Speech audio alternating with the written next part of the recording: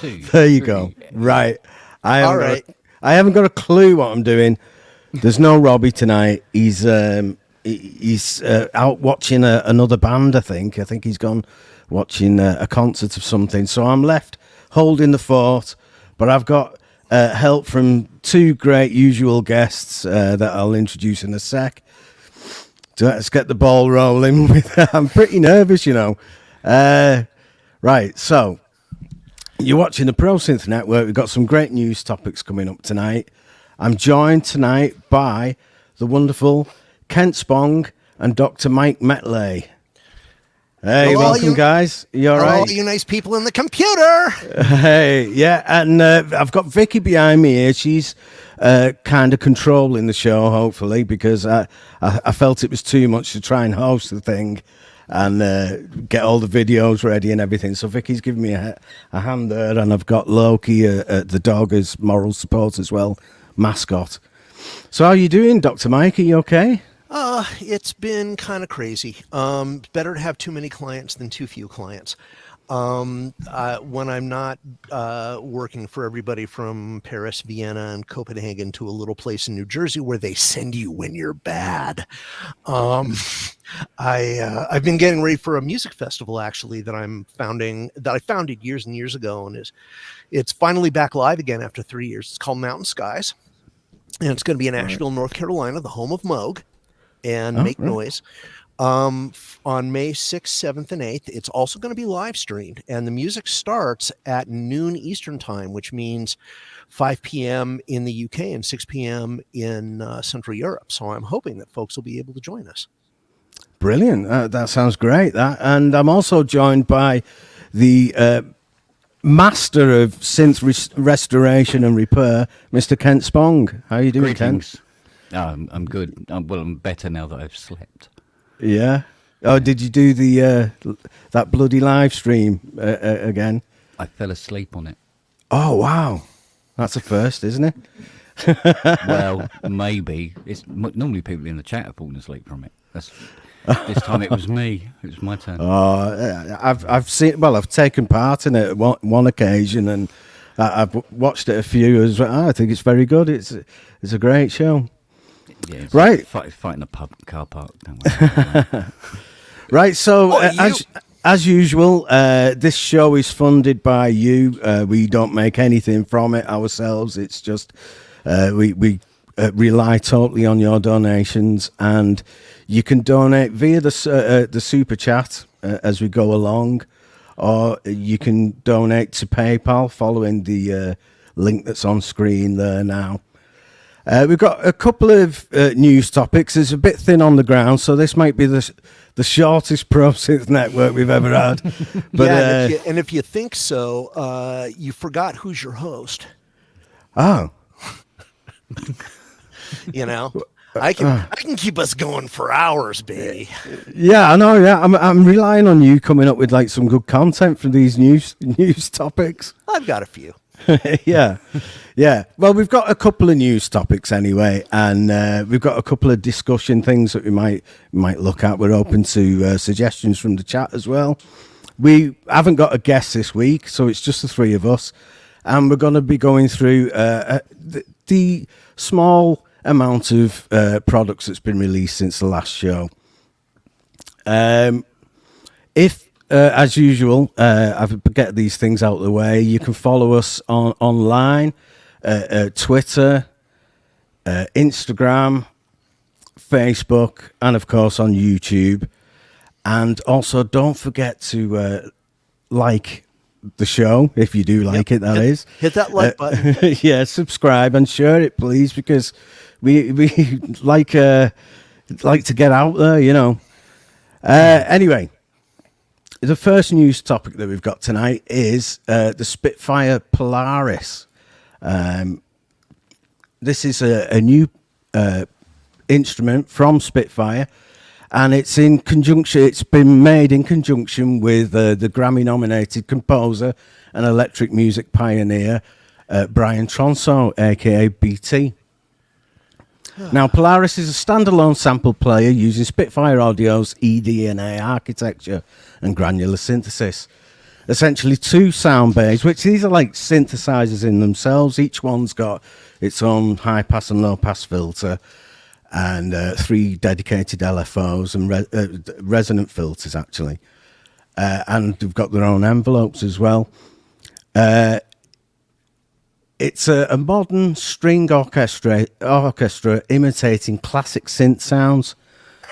Now You gotta love that. I don't know what, That is so BT. I don't know what to make of that, to be honest, because it's like life imitating art, imitating Or life, art, isn't it? Exactly. But, Yeah, you know, yeah. this is the era of remixing, so you know, why not remix reality? I haven't had a chance to try it or the demos yet, but I'm a longtime fan of Phobos, which was the first instrument that BT made with Spitfire. Pretty extraordinary stuff. He's actually got some really good ideas that you know, he's gotten various companies to support. The really famous one is it's a plugin from Isotope, and of course I'm blanking on the name.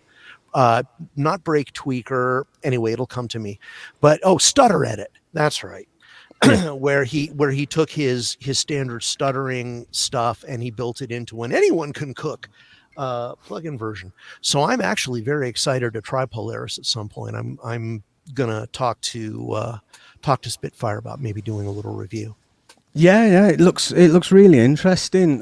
Some of the features, I'll just run through them quickly before we have a look at it. It's a modern string orchestra imitating classic synth sounds. It's got massive multi-layering complex synth sounds included, endless customization of sounds using the eDNA engine, and it's got an all-new granular engine for further sonic delivery. I'm going to try and get the trailer of this up. Just hang on a sec. I think it's that one. So, got to get used to this. And while he's doing that, I'm going to give a shout out to my neighbor just down the street, David Serchek. Thank you very much for your $9.99 contribution for helping us keep the lights on. Oh, brilliant. Yeah, I can't see those at the minute. I apologize if I'm missing them. Yeah, so let's just take a look at this. Oh, and David, you're going to have to bribe me a lot more than $10 to get me to talk about that topic. Just saying. There we go.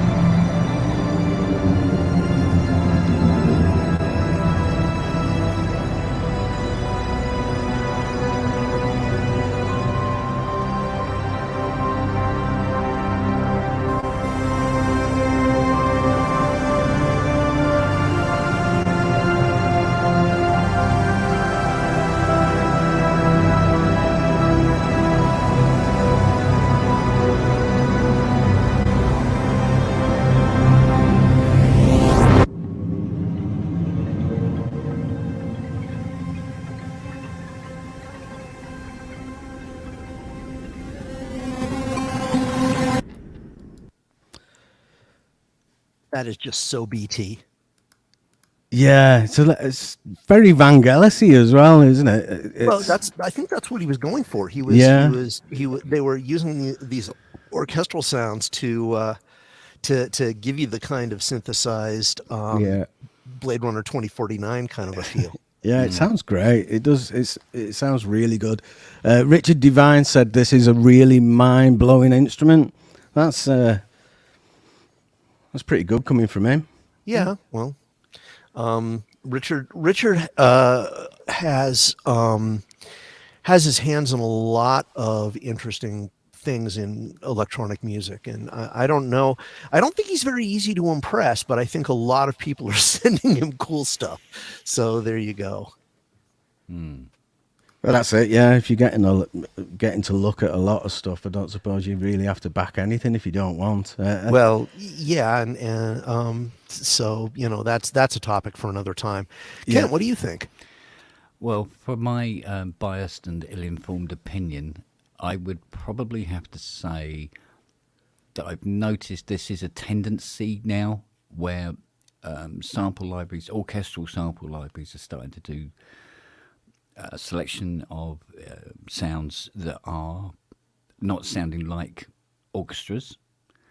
Because I mean, like with Spitfire, I mean, what they've already done, they've got nowhere else to go now. You can't redo what they've already done. So, and there's a lot of places, a lot of these software companies are doing these sort of eclectic kind of libraries and stuff. But yeah, I mean, yeah, it's good. It's going to have a limited kind of appeal, though. Yeah.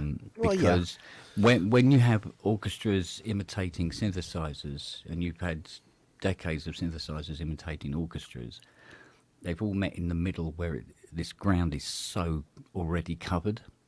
Mm-hmm. You know what I mean? Mm-hmm. So, but I mean, it sounds great, but it'll have to be a good price, I think. Yeah. Well, the people never get enough content. And the nice thing about Spitfire is that they're gradually moving away from Contact to their own interface, which I really dig. Mm. And I think that they can be mining this particular vein for a long time, because there are so many creative people out there who want to, express their ideas. And there are so many creative people out there who like being inspired by what these people do. I mean, if you look at things like Oliver Arnold, nobody'd ever heard of him. And then all of a sudden, as he starts to get interest from the soundtrack work and so forth that he does, suddenly Spitfire puts, several of his best sounds out there in front of an entire audience. So, I think they're going to be able to mine that particular well for a long time. Mm. Yeah. Mm. Yeah, it is interesting. I really like the idea that you can mix orchestral sounds with like synthesized sounds as well. You've got those two engines, and you've got the crossfade between the two that you can modulate for all kinds of wackiness and what have you. Christian Henson goes on in the video just to explain some of the basics. I'll just show you a little bit of what he had to say, because I think it's quite interesting. Just hang on a sec. I'm terrible at this. No worries. I'll keep people occupied with amusing anecdotes while you while you get things sorted out. I fumble about. Audio here to present to you our second collaboration with the trailblazer BT Polaris. This, for me, epitomizes our efforts at Spitfire to keep our industry moving forward, to keep things fresh, and to provide choice. It's an insanely deep library, so this walkthrough will be more of a quick look and a brief outline of the features within, and it's basically an Aladdin's cave of content for you to enjoy. What is it? Well, imagine a string orchestra playing classic synth type sounds. So if we look here, we've got an all new mode switch. Congratulations to the engineering team for this, which switches us between the eDNA engine and our standard engine. You'll see here there are some basically what I would refer to as raw materials. These are what we built the eDNA presets from. So it comprises of some raw string orchestra, and I will take you through some of these later, some classic synths, but it's the vintage resampling that makes this library completely unique. Brings us into 2022. And what does it sound like? Well, it sounds like this.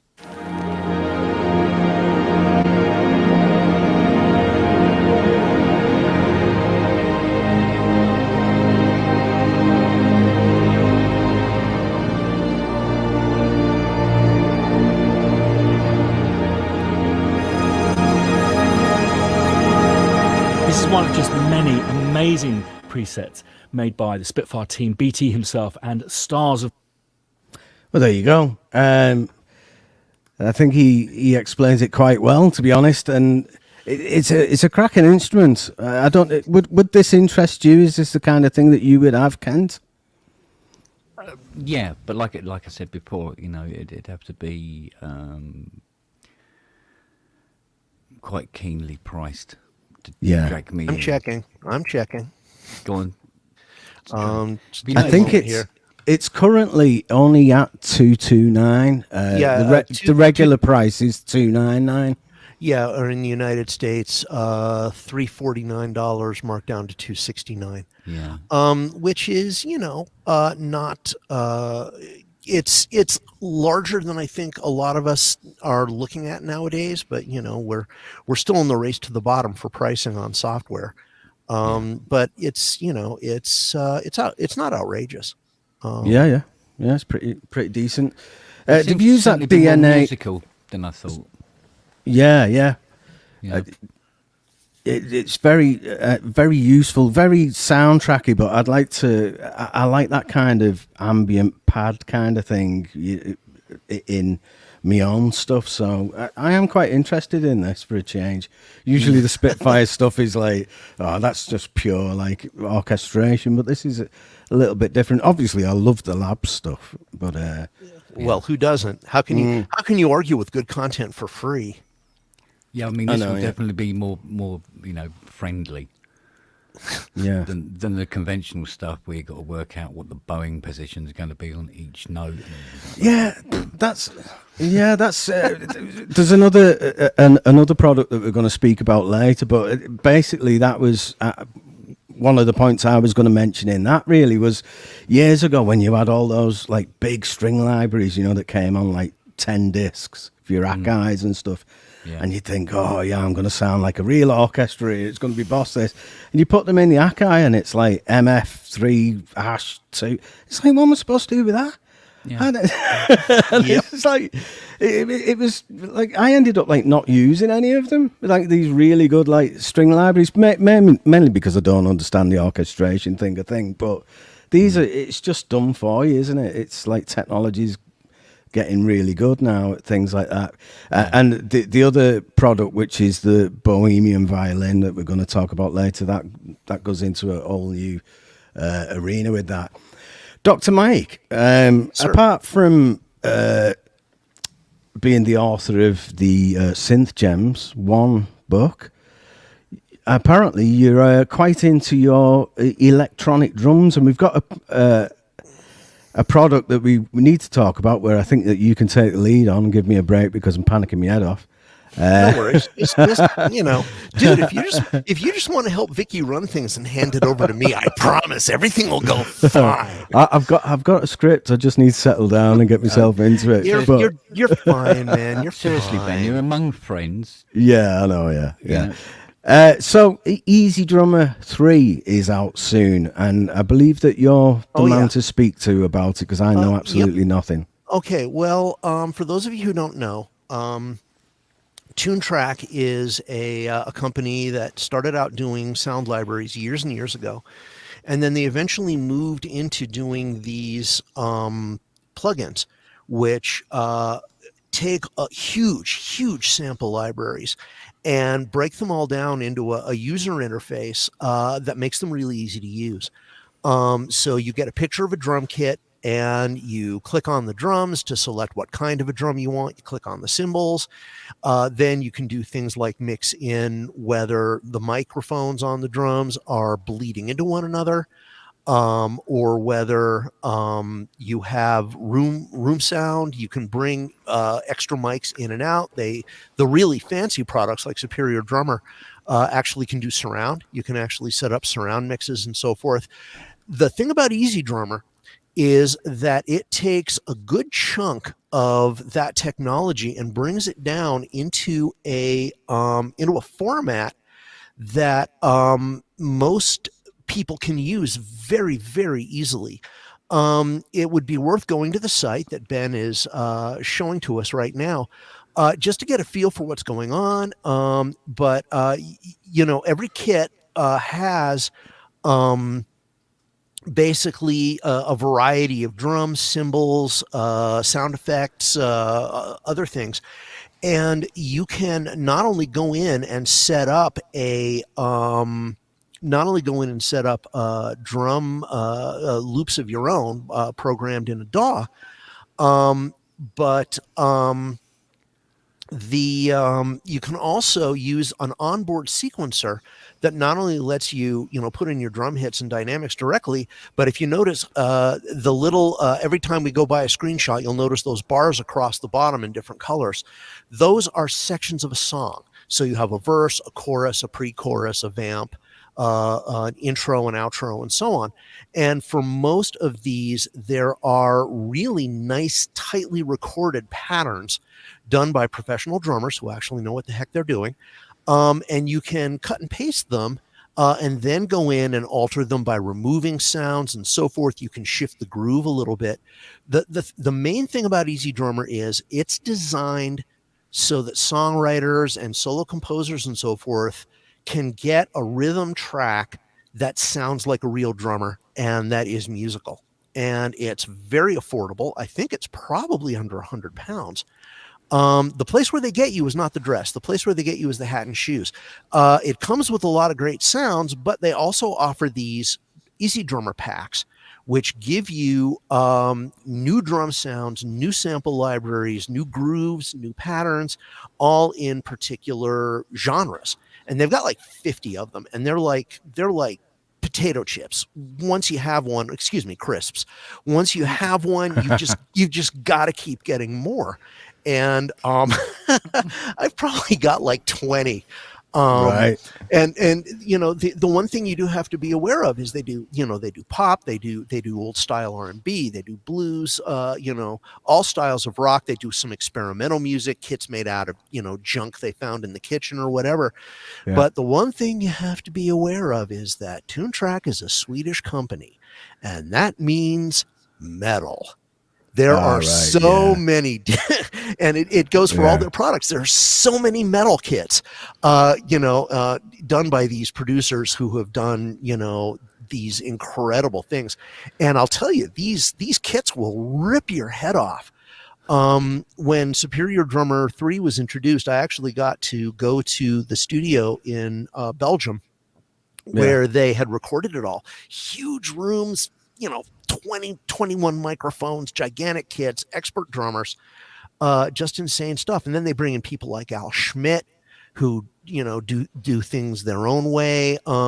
It's a pretty worthwhile thing to try. They also make Easy Bass, Easy Keys, and the one I use a lot is Easy Mix, which is essentially a largely preset-based effects chain that you can do all kinds of cool stuff that you hear the big engineers do that you've never learned how to do without making everything sound like ass. Yeah, you just made me feel like a drummer there, because when I heard Easy Keys, I got all defensive. It was like, what? Something that automatically plays keys? Oh yeah, and it comes with various pianos, electric piano, Mellotron. It's fun. Yeah. Well, let's have a quick listen to one of these examples, because I heard it before and I was quite impressed, to be honest.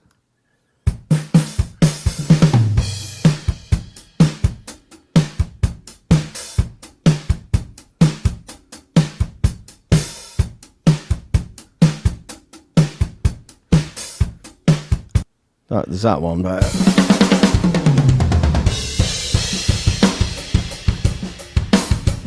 and notice the difference in the acoustics. Yeah. And then you've got this one.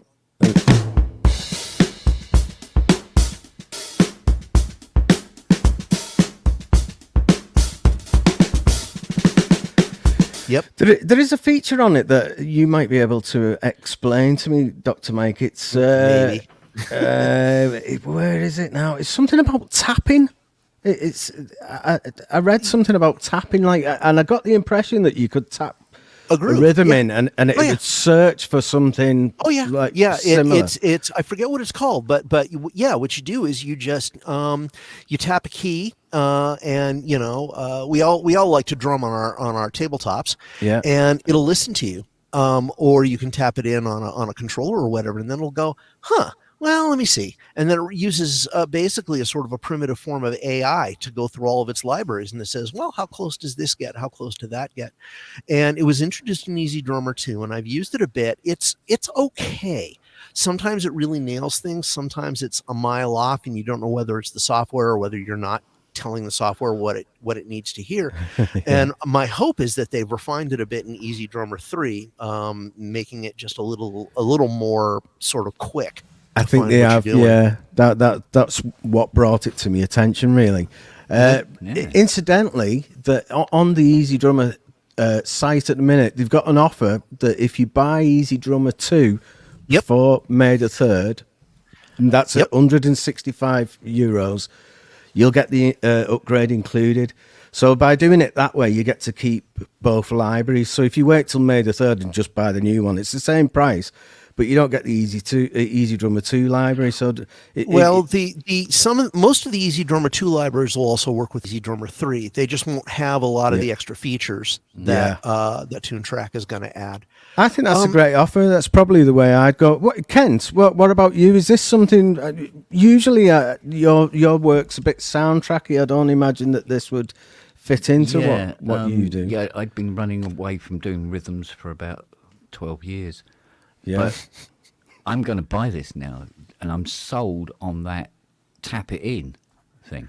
Yep, it really is. Just that alone. Yeah, it's really unlike anything else. I was unaware of that feature. Yeah, they should have brought that a bit more to the fore. I would have. To be honest, that's what interested me. They made a big deal about it in EZ Drummer 2, but now they're. I mean, the other thing that people don't realize is you have the tight room, the bright room, and so on. That's not just reverb processing. They move the drum kit to different rooms. So you're hearing real acoustics, and they go to multiple rooms, multiple studios all over the world. So everything you're hearing is the real room, which is kind of cool. Yeah, it's really good. Yeah, it does sound great, and that's one area that I do need help with drum production, because I'm pretty awful at it, really. Right, okay, so that's EZ Drummer 3. That's available from May the 3rd, but like I said, if you buy version 2 now, you get the free upgrade of that included.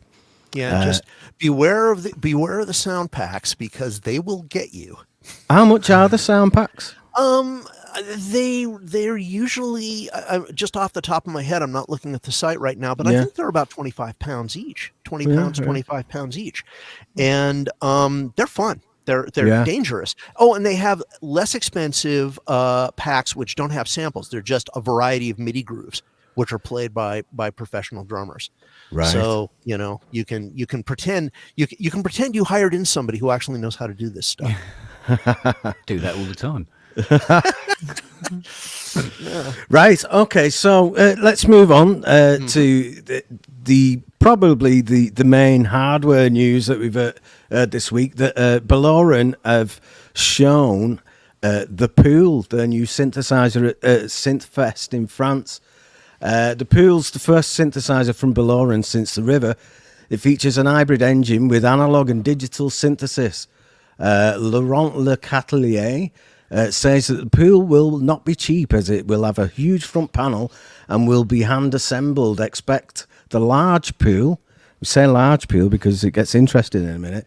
The large Pool to ship between €3,500 and €4,200. Oh, and here I thought it was going to be as much as a Schmidt or a Colossus. Come on. Yeah, well, don't worry, because there's going to be a small Pool. Now, this really sparked my interest, because the small Pool is essentially the Pool, the large Pool, in a box with no controls on it at all.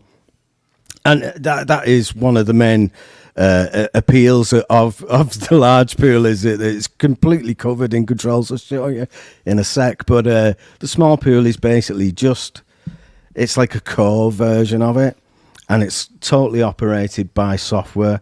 I'll see if I can get it up on screen for you. Anybody got any thoughts about the Pool before I show this? Well, I'm not super familiar with Baloran, so I'm going to sort of step back and shut up. Okay. Right. Okay. I can't find it now. There we go. So this is the website for the Pool. And then you've got Laurent there. He's explaining a little bit about it. But as you can see, the control surface of the large Pool, it's pretty comprehensive there. And you'd imagine that would get pretty expensive. The small Pool basically has one voice card in it. And you can also get a version with 2 voice cards in it, which will retail for about €1,300, I think. We can have a little listen to Baloran, but to Laurent actually, but he's French and doesn't speak any English, so we might be better off just having a listen to some of the examples. This is a quick example about modulations. Bonjour à tous. Je vais essayer de vous présenter dans ces vidéos les principaux éléments, ce qui différencie The Pool d'autres instruments. Aujourd'hui, ça va être Can you make it full screen so we can see the subtitles? I'm trying to. Même à la base de la création de The Pool. Bottom icon on the right. Très convaincu par tous les systèmes aujourd'hui de cordons virtuels, etc. No, I mean, dans les modulations. It's not working. Et je me suis attaché à essayer de créer quelque chose de différent. Et aujourd'hui, je suis vraiment très satisfait du résultat. Je crois que par rapport à tout mon parc de matériel, on voit même d'ailleurs que si je demande de beaucoup de fréquences originales, parce que je trouve extrêmement musical. Et vous voyez, quand je charge le son, en voyant ces 4 voyants verts, je sais. Well, that's probably the worst example of it, and nobody's interested in that now whatsoever. But I'm getting told that I'm a little bit too hot in the mic, so I'm just going to edit my settings and see if I can reduce that. You're fine. The change in placement was probably enough. Okay, all right. And if not, Mac will let you know. Yeah, so basically, the Pool is a hybrid analog and digital synthesizer. I think that the digital side of it is open source, so that can be added to as time goes along, because Laurent says that it isn't one of his strong points. What about you, Ken? Is this something that might interest you, or have you got any thoughts on it? No, but it's only because I've got nowhere to put it. Yeah. I'm done. And Well, yeah, the little Pool won't be that big. You could probably just like stick it on top of the CS80 there. I'm a bit like Ty in that respect. That if I had the little one, I'd just be sitting there going, "Oh, I wish I'd bought the big one." I know what you're saying. Yeah. Yeah. Not only that, but if you got it, you'd take a look inside and you'd realize that they copped yet something else you were going to put in the Anagle. Yeah. Damn them. Yeah. Yeah. So it's got 2 analog VCOs. It's got saw, triangle, pulse width modulation, and external. It's got 2 additional open source digital filters with wave, FM, param, I don't know what that is, semi-tune, A to D and ADD controls, and 4 VCFs per mix. So it's got 4 filters and a sequencer as well. But the audio examples that I've heard so far, I couldn't get a good one then. They've not blown me away, to be honest. And the River, just the sound of that, it was just like, I want one of them. I need one of them right away.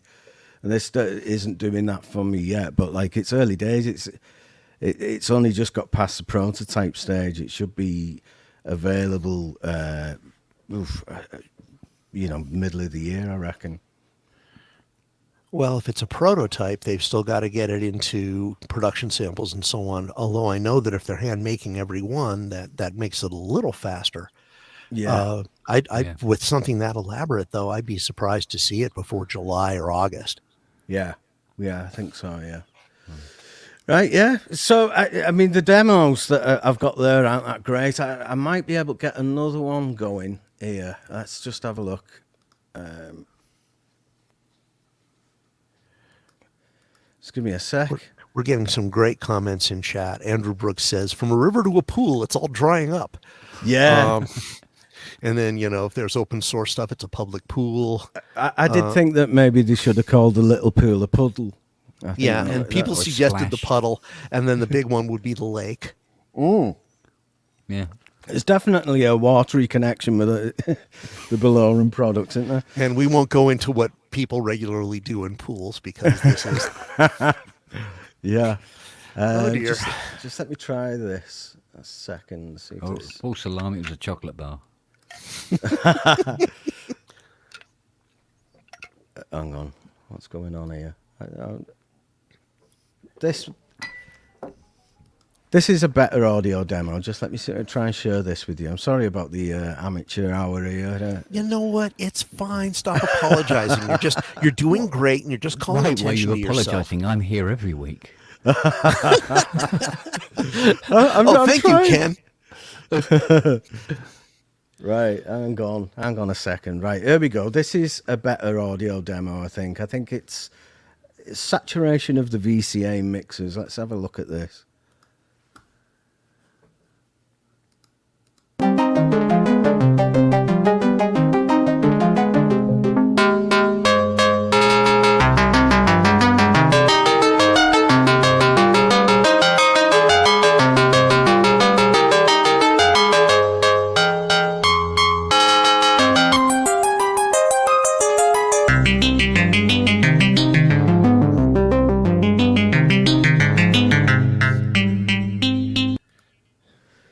Well, what do you think of that? He does like his ring modulation, doesn't he? Yeah, Very it's much. ringing all over the place, that one, isn't it? Yeah. Yeah. I don't know. It doesn't. It's not getting me like. Well, I need one of them, but I presume like as time goes on, we're going to get better demos of it. And Oh, And it's early days. absolutely. yeah, it is early days. I think yeah. even the really, really, really early demos of the river were a bit sort of like, And Wagyu says in chat that he's heard it sounding better. All right. So, give it Yeah. time. We'll give it time. Yeah. Yeah. But it's an interesting product from Baloran. Like we say, it's quite affordable for a change as well. Coming in at under £1,000 for the little pool. Moving on. We've got a news story that isn't a news story really. It's about the price drop of the Uno Synth Pro, and that has been reduced to below £500, but apparently that offer's now over and it's back up to its normal price. Now, I wouldn't mention this because basically it is a non-story, but I wondered if you had any thoughts on this fluctuating of the price. What do you think's going on there? I mean, it started off at over £800, didn't it? New guy in the office. That's almost certainly the case. Yeah. Yeah. Yeah. It did come under some forgot to put the criticism. tax on it. It come under some criticism at first because of the price, and some have described the interface as clumsy. I think Robbie's got one of these, but I've never used one. I don't know about you two. I played with the original Uno synth back when I was still at the magazine. Fair play to AKAI Multimedia, but I really, I'm just not a fan of these very small sort of touch surface, put it in your pocket without giving it proper interaction things. I just got rid of my second modal sculpt synth. And I've got a Craft 2 if anybody wants to buy it. Got rid of the Micro Freak. The Uno synth, if it had a really sort of arresting timbre, I would have held on to it, but just, I've heard their drum machine, whatever the heck it was called. And there's just something about the engine that doesn't do it for me. What about you, Kent? I know very, very little about this particular synth, to be honest with you. It's it's that one of those cupboards I never went to, never looked in. Too busy trying to sort out the stuff I already got. Well, that'll take a while. Well, yeah, I've heard demos of it, and it was one of those machines where I just went, yeah, maybe I could, maybe, but never really grabbed me by the short and curlies and pulled me over at all. Yeah, I've got a demo here now, just to refresh our memories, because I can't really remember much about it either. So let's see if we can get our interest going with this.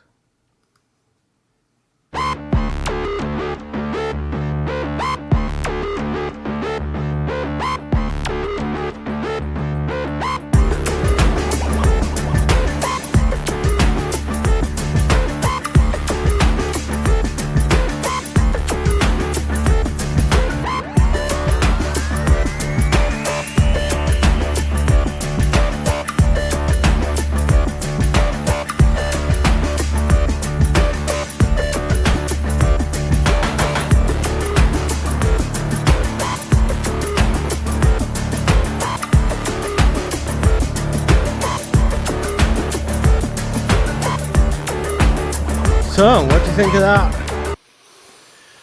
Is that worth £800 from what you can see there? I'll be honest with you. I've got a Hydrosynth. Yeah, I was gonna say, and yeah, it's just, I'm no. Actually, more than that, I've got a Sequential Pro 3.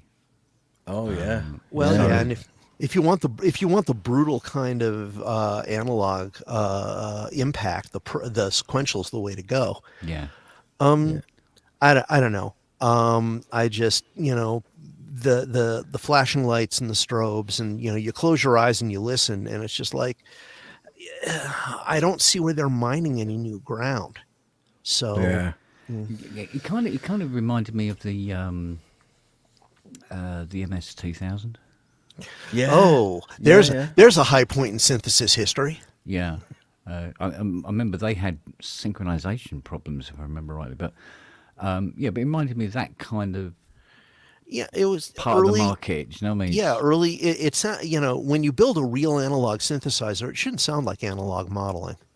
Yeah. Yeah. I've got to be honest. It doesn't sound very analog, does it? I've heard equally as analog sounds coming from the Hydrosynth, and like things like the Z1 sound like that. Yeah. And we have a comment from Shelia Billy. The Uno is not built for gray bearded men. That's where we're going wrong. Kent, so what do you think then? Yeah, as the one guy without a beard. Well, to rebuff that comment, in my day, you used to have to build the buggers yourself. You know what I'm saying? Yeah. So but there you go. It sounds good, and all the rest of it. But it's just, I've already got it covered. Thanks. Yeah, I think so. What about price point though? I think that something like this seems better priced, under £500. Like $499 seems like a good price. It makes way more sense. Does anybody know what the keyboard's like? Is it Velocity, Aftertouch? Does anybody know? I don't have the site up. I don't know. I must admit, if it was under 500, it'd put it more in keeping with something like that Argon 8. Yeah. Yeah. Which is stunning. Yeah. Incidentally. But see, the Argon 8 brought me in, but the Uno didn't. Yeah. Maybe I need to grow a beard. I think that's your problem. That's what it is, isn't it? Maybe. Yeah. Wagyu says he thinks it's a Fatar action with channel Aftertouch. Native VS says it's a Fatar, but he doesn't know about Aftertouch. Definitely Velocity. You see, if it had Aftertouch and it was under 500 pounds, that would make it more appealing to a wider group of people. The two problems I have with it are just the sound isn't there, and if the sound isn't there, it doesn't matter how cool the UI is. Mm-hmm. And B, I got a Hydrosynth. Yeah. And if I want something small to carry around, I'm sorry, but Poly Aftertouch keyboard on the Explorer, I'm going to be in that long line over there. Yeah, I think so. ASM have spoilt choice for a lot of people. Yeah, baby. We'll talk about them later. Yeah. Yeah, now that they've stopped this special offer, it's only settled around the 600 mark, but you can still get it. I've seen it for under $5. So even though the offer's not going, there's still the odd place where you can get it for that price. I don't know. I don't know who it's aimed at.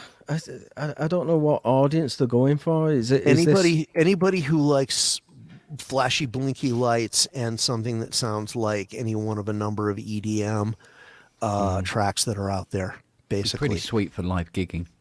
Yeah, It's quite Yeah, small there and is light, that. I think. Yeah. I mean, you would probably have had one, Ben, if you didn't have something in the setup that already covered it. Yeah, I think so. Especially if I'm not sure, like I don't know that much about it. We could have done with Robbie for this one, like, but if it works as a basic audio interface as well, that would be great. You know, you connect your main stage up through USB and the audio comes out of that. That would be perfect. And it's nice and light, and it's got its own sound engine as well as a bonus. Yeah. Interesting. Now, the next thing that I'm going to talk about here is the leak that happened on Grammy-winning producer Scott Storch. He accidentally leaked an image on his Instagram Whoops. of AKAI's new MPC Key 61. Now, I'll try and find a picture while you're talking, but do you two, are you aware of this MPC Key 61? Could you tell us what it is? I have no idea. If I can see a picture, I can make some guesses. I've done a lot of work with AKAI gear in the past. I'm not a huge MPC guy, Right. but you know, I've been looking at that particular workflow ever since, you know, Roger Lynn brought out the 60. Yeah, I'll see if I can get it up while you're explaining. So is it essentially an MPC that has a keyboard? It is. This is on Synth Anatomy, and basically they're explaining about the leak, and that's all. That's the only bit that they've been able to extract from this story video, and you're missing half of the actual instrument off there because it looks like quite a slim screen and only one row of pads. Yeah, but on the other, you know that there's got to be a lot more off camera. Yeah, there is, and it basically it's like a kind of cross between the MPC Live and the MPC Studio. You know, with that control strip thing that they've got going on that, and it's got the software built in, so that means it can do all the virtual synthesizers and all the other great things that an MPC can do. But this time it's got a keyboard attached to it. Now, Why? well, yeah, I do get that. I do get that why, but I also think why not? Because it's essentially a workstation, isn't it? It's just a workstation that. Yeah, but if it's got 16 pads, and it's almost certainly going to, and it's based around the MPC workflow, that's going to appeal to a lot of people. One of the things that folks tend to forget is that a lot of the loyalty that comes to any of these machines is that when you get into the workflow, you want to have it. You want to have the muscle memory. My favorite example is years and years and years ago, Roland made a workstation called the JV1000, which was essentially an XP something or other workstation keyboard that had an MC 50 sequencer, and rather than sort of put everything together into one interface the way something like the M1 would have done, it's literally two front panels next to each other with two different displays. Right. So if you're one of these people who's super fast on a microcomposer, then you can, you know, use the keypad and the rotary dial to create these amazing sequences, and all the muscle memory is the same as if you're using a tabletop. So that was a really interesting idea, and of course it went absolutely nowhere. But in the case of the MPC, guys have these incredible workflows, and being able to put it in a keyboard is, you know, it would appeal. It may not appeal to those of us who don't do a lot of that, but I can really see where somebody who likes that workflow would get into it. Yeah, I'm definitely. just failing to see why it's if somebody does have their MPC, you can pick up a 61 note controller without any problem. It just plugs in the back. Yeah. Well, you was Would asking you to buy see it it. again? Would you buy it again, just so you could have the keys? No, I don't think Do you see what so. I mean? I It's think like- they're trying to get to a new audience with this. Now, Yeah. there are no images. All we've got is that sneaky little shot on Scott's story, and there's like a weird graphic of it that we had previously.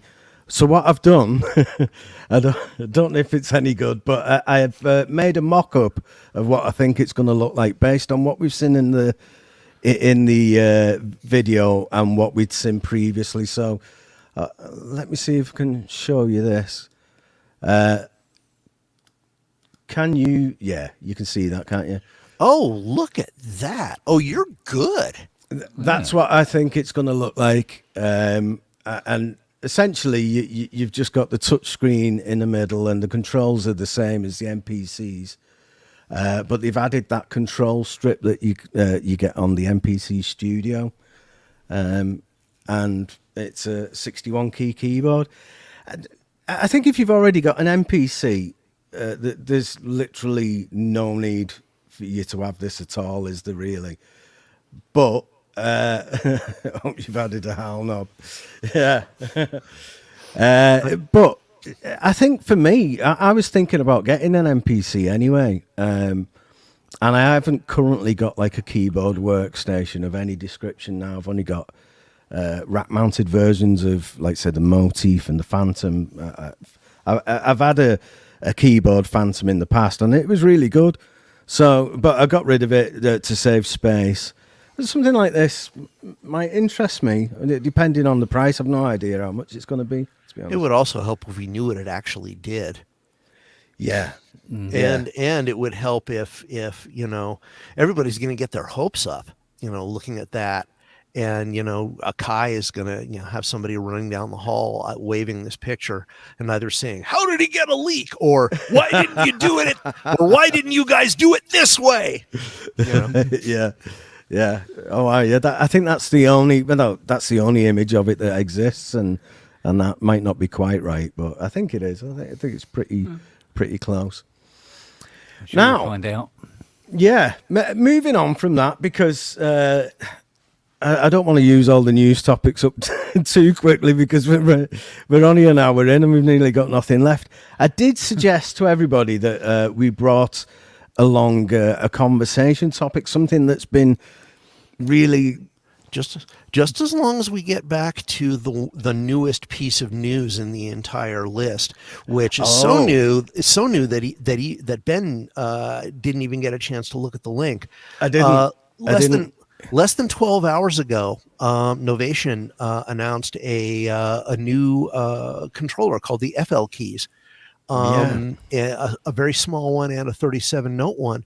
And after giving years and years of love to Ableton Live, and with a couple of sort of out on the edge products for FL Studio, they're finally doing a full-sized FL Studio based controller. And I've known Frank Van Biezen off and on for years. ImageLine is a really, really nice company. And I got to give a shout out to FL Studio. It got a reputation early on as just being sort of a toy for wannabe DJs. But over the years, they've added so many features. It's got, again, a great workflow. And it's a great company. The main one of the things I like about them, I don't know if they're still doing this, but for a long time, if you bought a product at a certain level, Fruity Loops or all the way up to FL Studio, Producer Edition, if you bought it, every update to that software for the rest of your life would be free. So if you get in at version 1, version 22 is a free upgrade, and that takes some guts. Yeah, but it's built them a big community, and it's kind of nice to see Novation sort of going out of their way to recognize the fact that there are an awful lot of people making good music with that DAW. Yeah, and it's purty. Yeah. I don't know. I mean, I've never really used Fruity Loops. It's got a little bit of a stigma to it. I think it's. Oh yeah, and they've been working hard to get out of that. It's still there. There are a lot of people who look down their noses at it. Yeah. But if you, it's been several versions since I've looked at the Pro version, but it's getting to be a pretty darn remarkable machine. I think the real competition for it though are the other sort of beat-oriented DAWs like Ableton Live and Bitwig. But yeah, it's not bad kit. What about you, Ken? So you're a Cubase user, aren't you? Like yourself? Yes. Yeah. Yeah. I think, Have you ever tried Fruity Loops?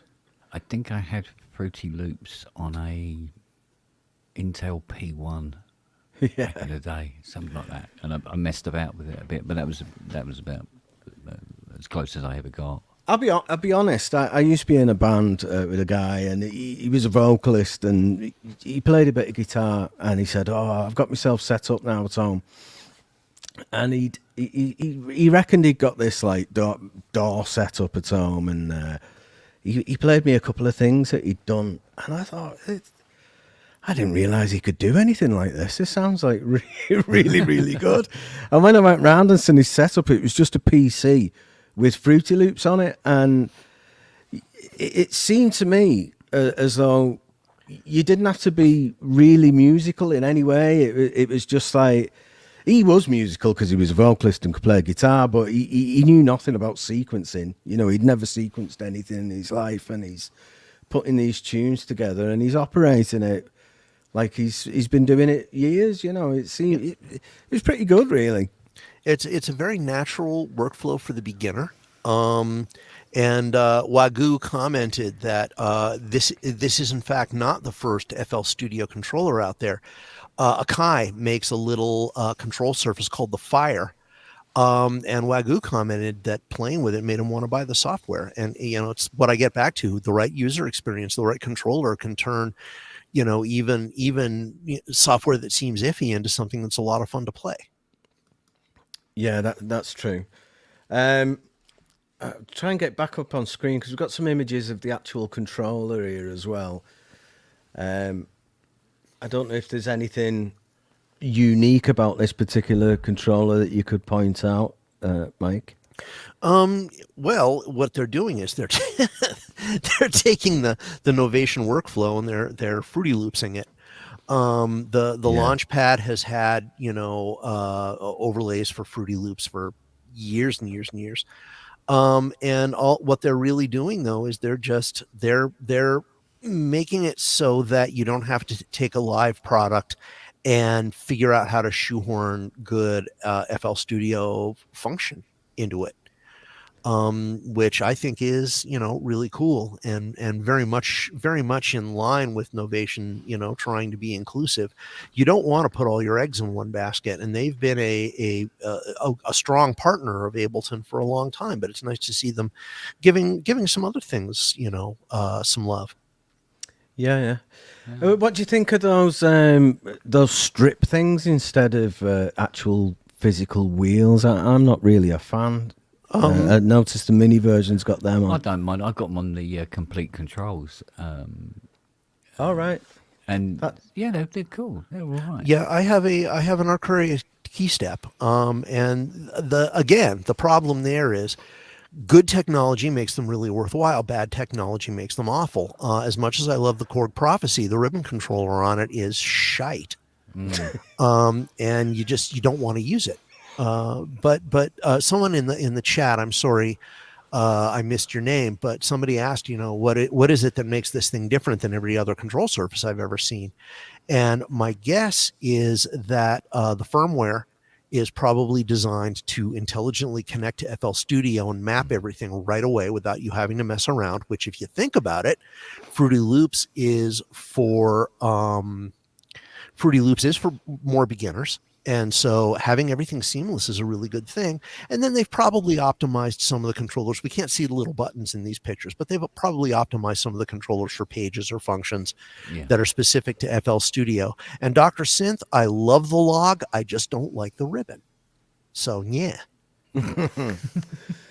Yeah, well, it's not enough to break me away from Cubase, I've got to say. I'm not giving up live anytime soon. No. Yeah, but I think it's interesting. It's nice that somebody's bringing out specific hardware for Fruity Loops, and it's going to go some way to help it, that reduce that kind of tainted image it's got at the minute.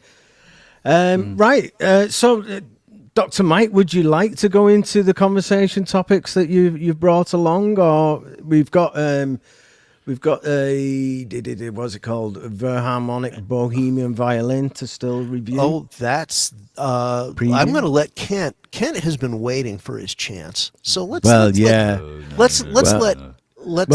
Kent do his thing here. The thing is, right, basically, Virharmonic have released the 4th version of their highly regarded Bohemian Violin, and it's a free upgrade to owners of the previous version, and it's very competitively priced at €149. That's the introductory price, but it will go up to $249. Now, Kent has been a legend and bought this software, so we can actually hear his opinions and maybe even get a little demo of what it sounds like. Over to you, Mr. Spong. And click the like button while you're listening to Kent. Yeah, we listen to me drone on. I bought it today. It's really good. I do like it. I must admit, Robbie had played me, I think it was the version 3 one, and made me ears prick up. I went, oh, that sounds good. And it's also articulation, essentially. Yeah. And it's pretty good. I mean, you can play it in, and then if you play it back as a MIDI file afterwards, there's certain lags that it will obviously get rid of. But it is still very, very quick. It sounds really good. It's a lot more in depth than I thought it was going to be. There's still, I've literally only scratched the surface with it this afternoon, and I still can't get over the fact it's only 149 quid. I mean, I've been looking into it this afternoon. It's the first I'd heard of it when Robbie put it in the show notes, and it reminded me of something that I think I'm probably not right on this, but the first time I was aware of it was phrase articulation. I think it is in the V-Synth, where it adapts the articulations of the instrument to your playing style. So if you play something like jump an octave quick, it might slide to that. Yeah. And if you play like a more staccato style, it'll go more plucky sounding, say. Yeah.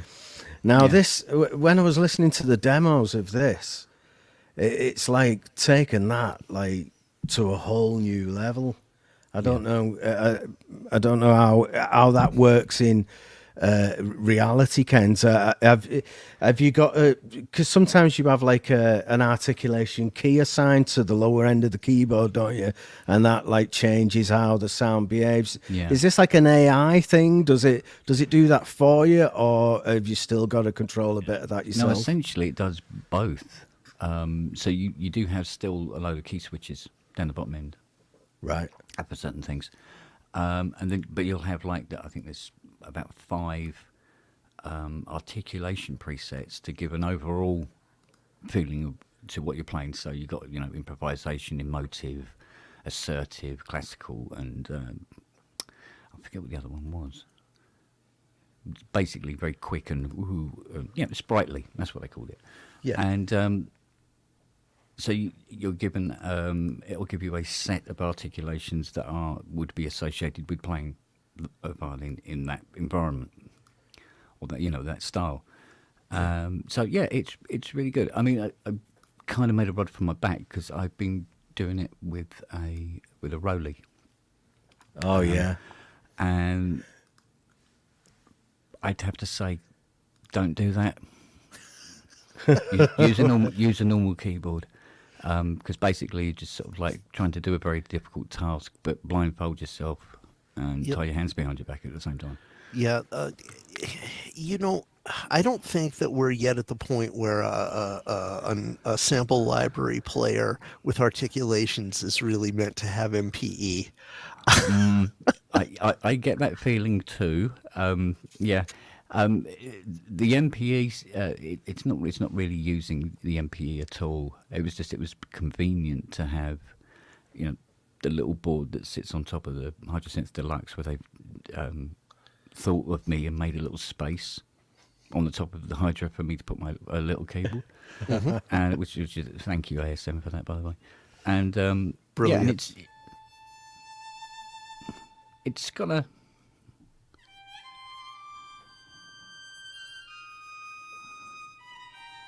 Yeah, not on a. Don't do it on a Rolly, okay?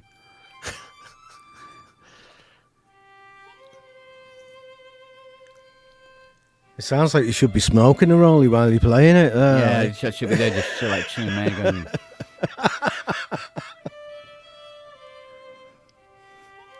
Yeah, dude. Yeah, it's beautiful. Yeah, so you know, for instance, if you want to do something sort of like one of the more romantics, you put it into the emotive, and it gives you all those articulations. But you still can build your own key switching and everything like you would do with a normal library. The big expensive ones. It does as well. Kent, Sass has asked you to turn up the volume a little bit. Give it a bit of level. Oh, I daren't. Yeah. It sounds okay to me. Let's have a quick look at the demo here. Yeah, they'll be played better.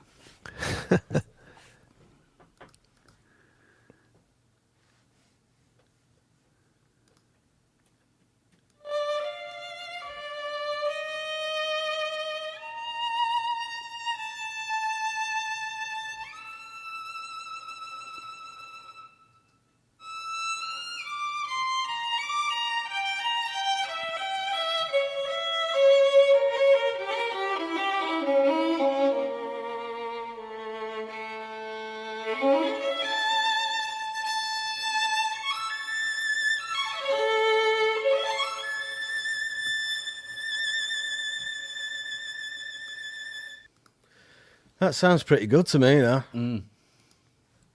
And it's like I was saying earlier, when you used to get these AKAI libraries years ago, and you thought it was going to sound like that, but not without a lot of program changes and velocity switching and all kinds. This takes all that work out of it, doesn't it? And it just plays like that straight away, more or less. Yeah.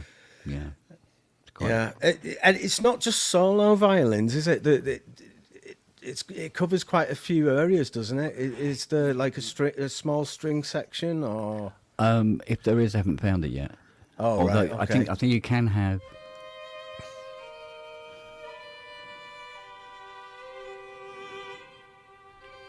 So you can have. It will do polyphonic if you need it to. Yeah. So it is kind of its own string section at the same time. But like I said, because I plugged it into a Rolly, messing more with using a quartet, for instance, I haven't been able to really experiment properly with that yet. Yeah. Well, speaking of Rolly stuff, is the other thing that they do called the Lumi keys or something like that? The one that lights up. Yeah, Lumi. Yeah, the look of that, it looks as though it's made for something like that, doesn't it? With the colours and that for the trigger. Yeah, all you need to do is keys put 4 of them together to get enough key range. Yeah. I mean, Probably buy a CS80 for that. I don't know. I'm just wondering if we can actually assign this to a normal keyboard, which would be a sensible thing to do. Yeah. That's more like it. I can bring in some stuff behind it. Go Hang on. Give us a blast.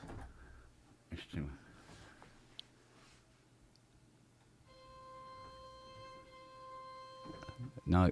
What are you doing? I don't know. Oh, no, look, me.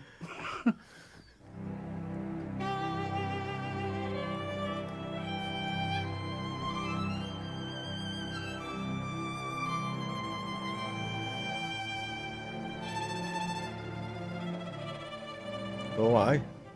Yeah. That's why you don't do it on the same keyboard at the same time, because you end up hitting some of the key switches and completely cock it all up.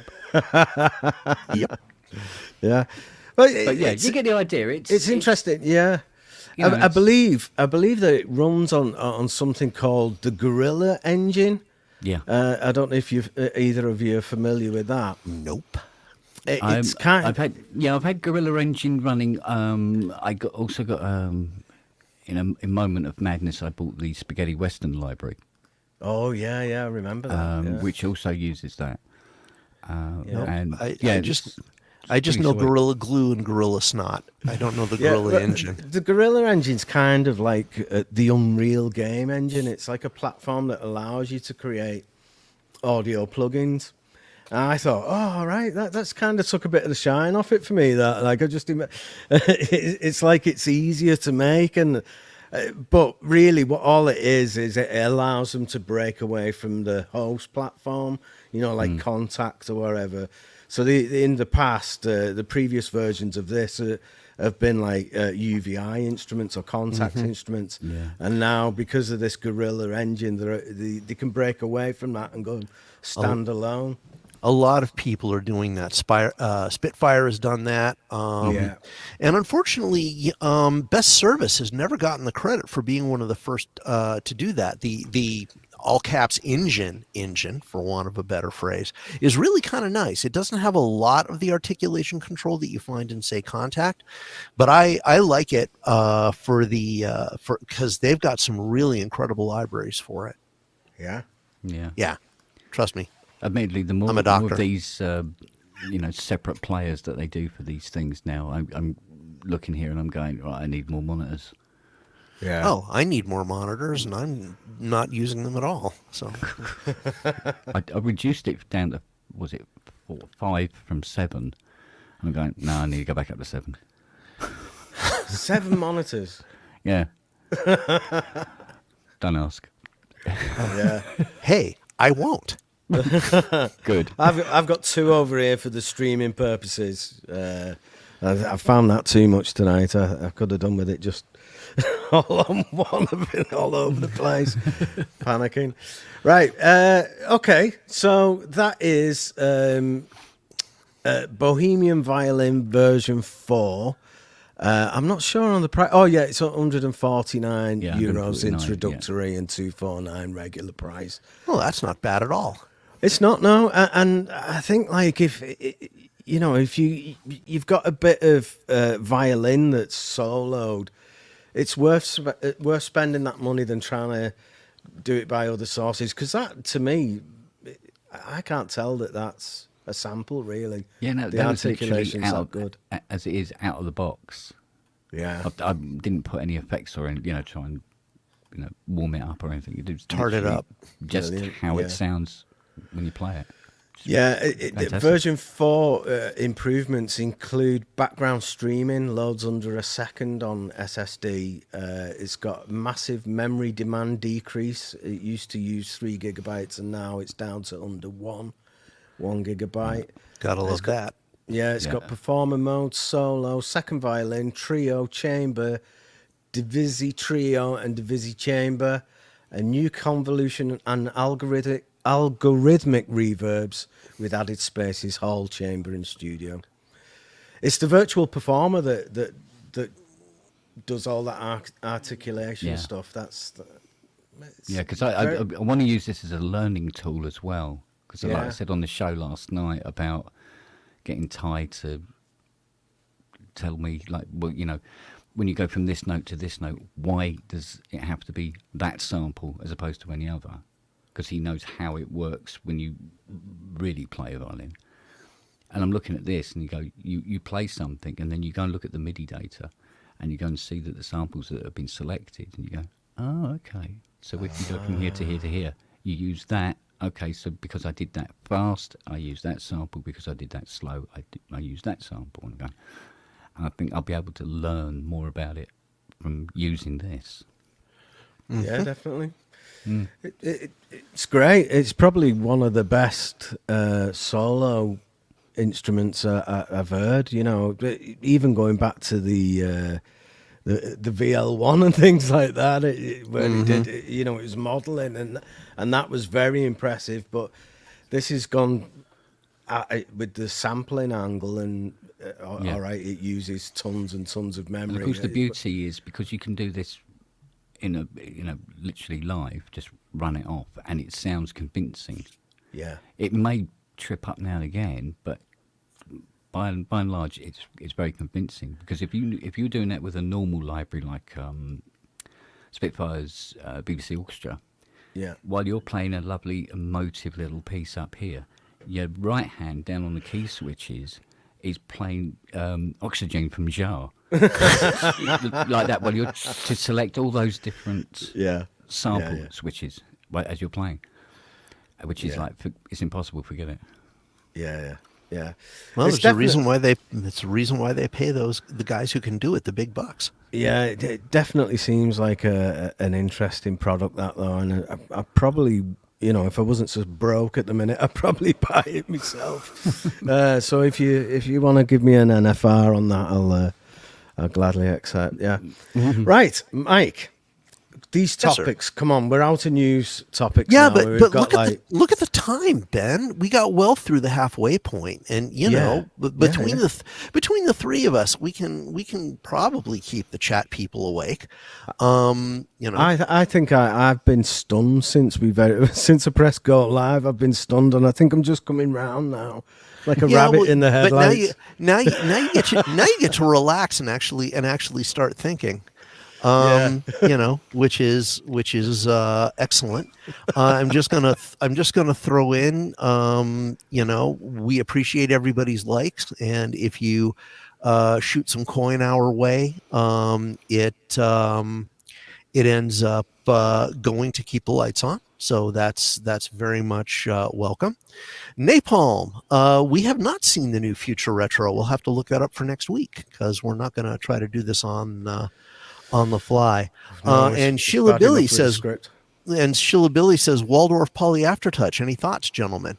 And I have a suspicion that ASM was actually involved in somehow in designing the keyboard that went into the new Waldorf. Really? Yeah. I think that I'd be very surprised if ASM wasn't looking at OEMing things at some point. People have done Poly Aftertouch in the past, and they've been very sort of close to the vest with their technology. And, there's a real opportunity there if you do it right. But CME never did it. Infinite Response never did it, which is a pity because that could have saved the company. I'm pretty certain that Glenn Darcy was on the show a while back, and I'm sure he said that they were looking into producing it for a few other people. But it may not be Waldorf. Sensien points out that the common guess is that it's a Fatar. I think it is. Thank you, Andrew, for helping keep the lights on. So we've got that hopefully straightened out. There was a comment that ran by that I'm going to go back and get. Oh yeah, Sasquatch. The Sonicware people have announced this portable handheld sampler called the Sample Trek. I think it's on Kickstarter right now. That might be another one for next week. No, we've done that. We did that last week. Oh, you did that last week? Yeah, okay. Sorry. Well, okay. So whoever it was in chat, thank you for setting me up for a fall. And Wagyu, it's known to be Fatar. Well, fair enough. Yeah, I thought that because we were like kind of predicting that it was going to have essentially a Hydrasynth keyboard in it. And I remember when it came out, we covered it in the show, and we were quite surprised that. Because I've not heard of Fatar doing a Poly Aftertouch keyboard before. This is the first. Well, they might have licensed. It might be that it's using a Fatar keyboard, but they've licensed the Poly Aftertouch tech that goes under it. Yeah, and this is part of one of the topics actually that I had written up, which was talking about how music gear manufacturers seen to finally be sort of addressing the fact that people are relearning the fact that it is actually possible to play keyboards expressively. People are trying poly aftertouch all over the place, and they're going, wow, how come nobody did this before? It's like, well, they did. You gotta, you need, it's not easy. And to create a supply, you need demand. So if people don't know about something, they don't know about something. Yeah, I've just noticed that Chris Stack has said in the chat, this is something that I noticed today as well. Native Instruments selling Arturia software. What? Well, as what long is as they going don't on put, there? as long as they don't put Native Instruments copy protection on it, I'm good.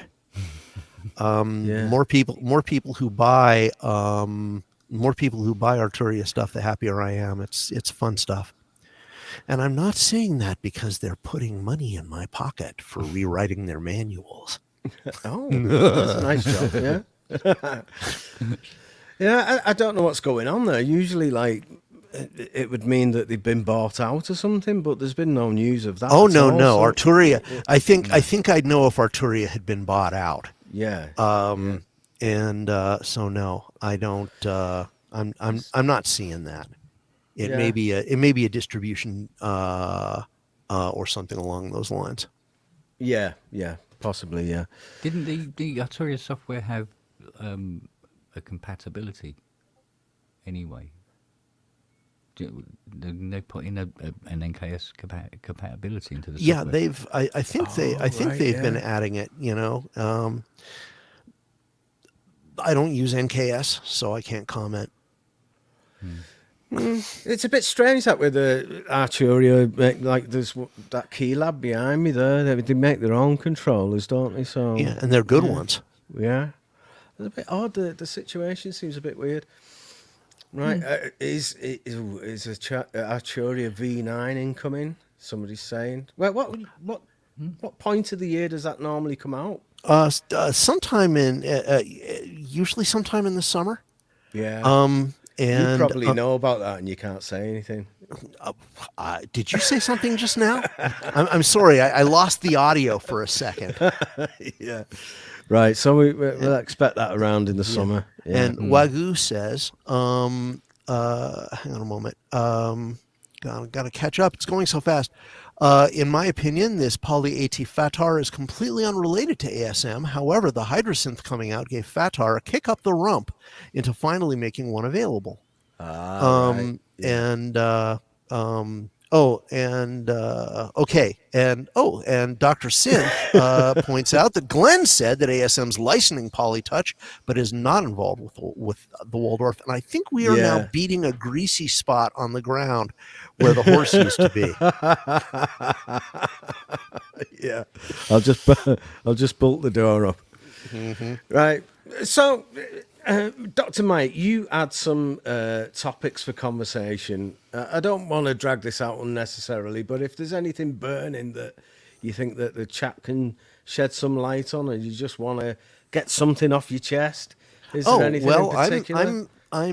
I'm one of the things I asked was if anybody has any opinions on, the rising threat from North Korean synthesizers. I think it's only a matter of time before North Korea launches a synthesizer of its own, and I'm just wondering what you guys think about what that's going to do to the synth world. Over to you, Kent.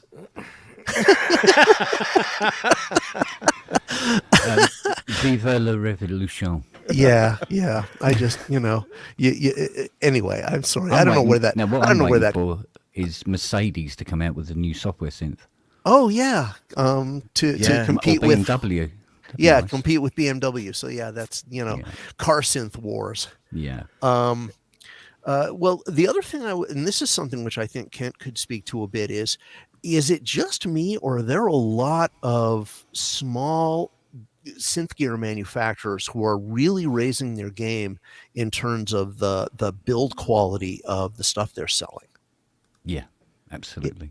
And where does that even come from? How do people suddenly find the ability to make metal chassis and good quality key beds and reliable buttons and switches? How?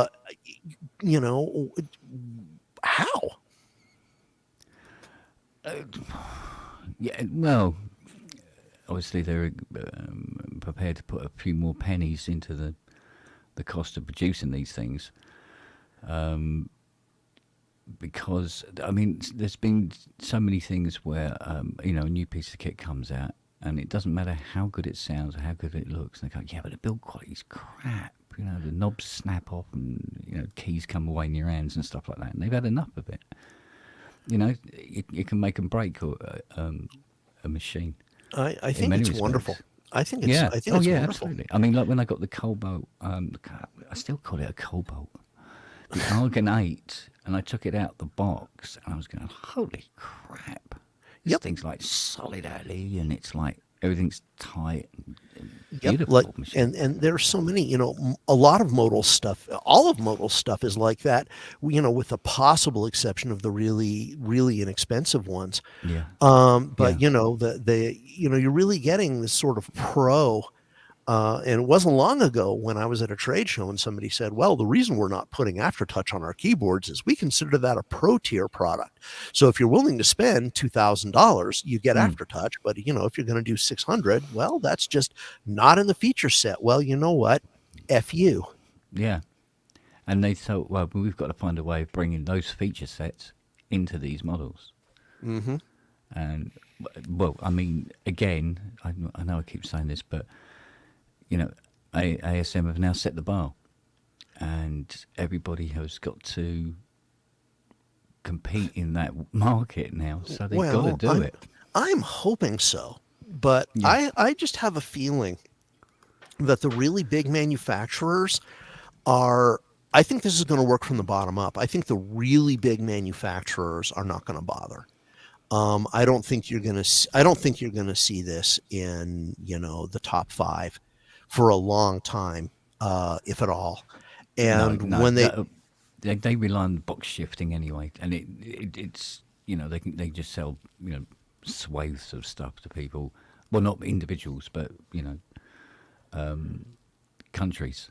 Yep. And institutions, and like Yamaha, they do a lovely do brisk trade selling their conventional instruments to schools and stuff all over the planet. And their workstations usually don't go sort of way out on a limb these days. But when you find out that these boring keyboards outsell the exciting keyboards by 7 or 8 to 1, you have to sort of step back and look at this. Another great example is Roland. I was doing some research on something and came across their corporate site. Roland actually has a corporate site where you can actually go through their financials, which is kind of fun.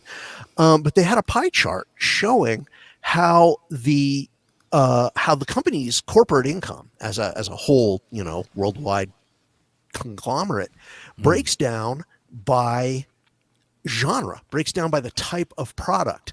And would either of you gentlemen or anybody in chat like to guess, without cheating by going to the Roland site, what proportion of Roland's profits and sales come from synthesizers? Ooh. No, I wouldn't like to say. Yeah, because they make like printers and things, don't they? Well? Okay, I'll give you a hint. The digital stuff like printers and so forth is a very small percentage. It doesn't have much of an impact. Right, okay. Don't know. Not got a clue. We've got some people in chat who are actually nailing it pretty closely. The actual number's around 12 or 13%, about 1/8. 1/8. Yep. 3/4 of their stuff is guitar products, pianos, and drums.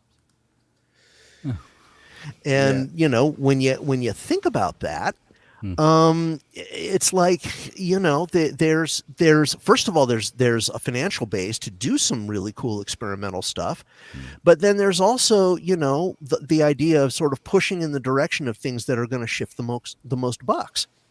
You can go into a lot of mom and pop. I don't know if it's the case in Western Europe or in the UK, but you can go into a lot of mom and pop music stores in the States still, where the entire front room is full of Roland pianos, and they may have one synthesizer on the wall in the back. So it's just kind of interesting to see, we tend to really, misestimate what these people do to make themselves multi-billion-dollar companies.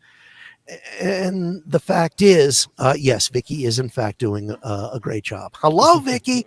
The fact is that we have to rely on the small mobile manufacturers to do the really groundbreaking stuff. Yeah. I think like Roland has come in for a lot of stick lately, and how do you feel about that? They said that like we design the future, and they seem to be dead set against like remaking any of the classics like Korg have done. Well, there are two ways of looking at that question. One of the things that Ikutaro Kakahashi of blessed memory, the founder of Roland, used to say all the time, and he's been misquoted, but the basic idea was when people ask him why they don't go back to revisit the classics, he says, there is no point in chasing ghosts. It doesn't matter. It does not matter how good a reissue of a classic piece of gear, any gear, will be. There will always be a substantial portion of the people who would be interested in it who will say flat out that it's not accurate. It wasn't built right. It doesn't sound right.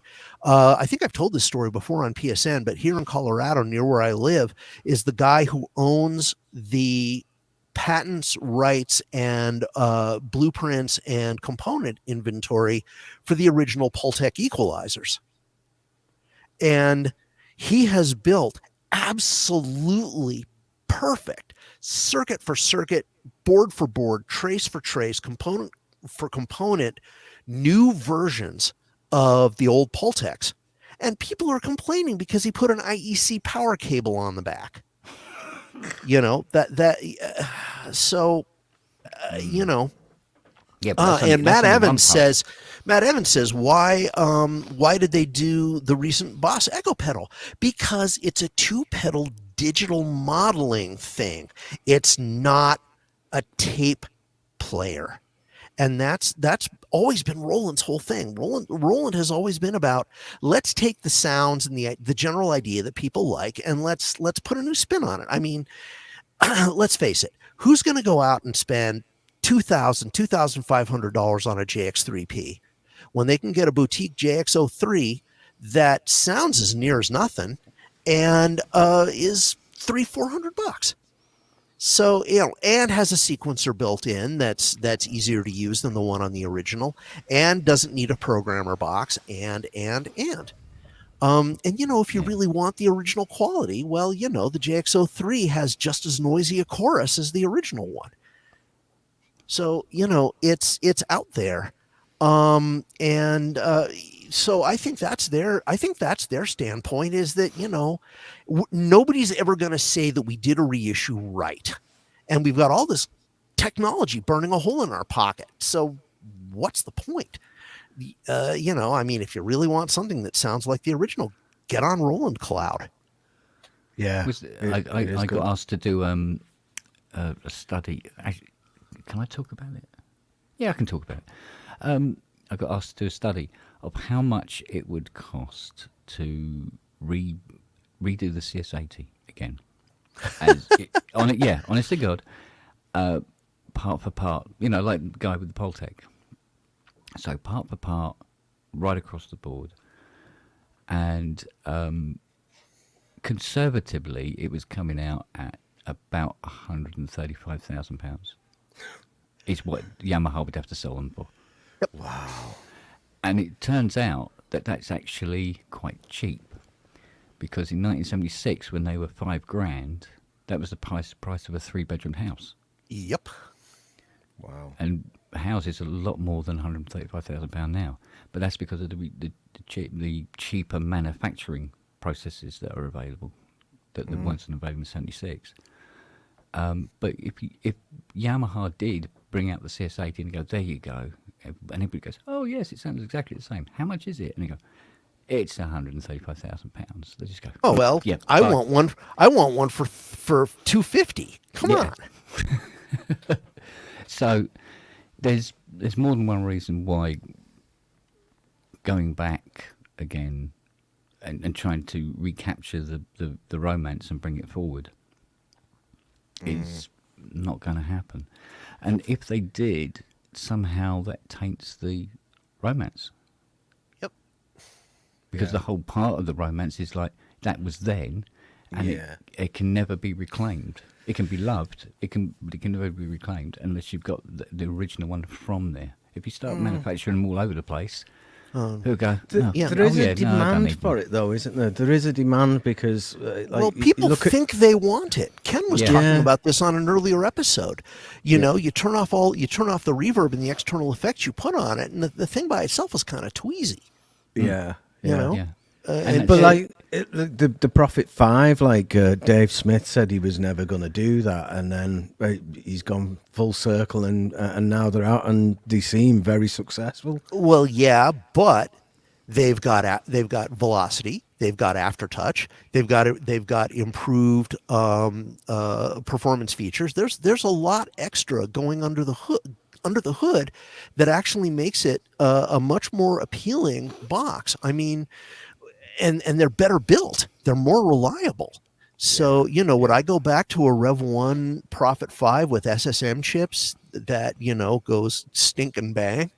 No, I wouldn't. And the other thing is because they're coming out from sequential, because Dave himself oversaw the construction, that's a sort of a holy blessing that not a lot of iconic synthesizers get to do. You know, and Yamaha gets around that because nobody is really sure who designed the CS80. You know, Yamaha and some of the other big Japanese companies are just monoliths. You know, Korg now is just starting to, you know, talk about some of the people who were behind these devices. But, you know, by and large, you know, for all we know, the original design team that built the GX1 and the CS80 is preserved, pickled in a vat in Yamaha's basement with electrodes wired to their heads. You know, they're 110 years old, but you know, they could come back and build a new CS80. We don't know. Damsky's just said in the chat, what about a CS80 Mark II that like improves on the original? But wouldn't that be anaglyph? Basically. No, I think there are machines out there already that can do it. There's software that can do it now. There's hardware that can do it now, and provide more facilities. I know there's this essence of the sound within that the old CS80 produces, but you can get damn close, and you don't have to have. You know, something the size and weight of a Jovian moon parked in the corner. Hydrosynth. Correct. Hydrosynth. There you go. Yeah. Hydrosynth does do a pretty good CS80 impression. Oh, it so does. Yeah.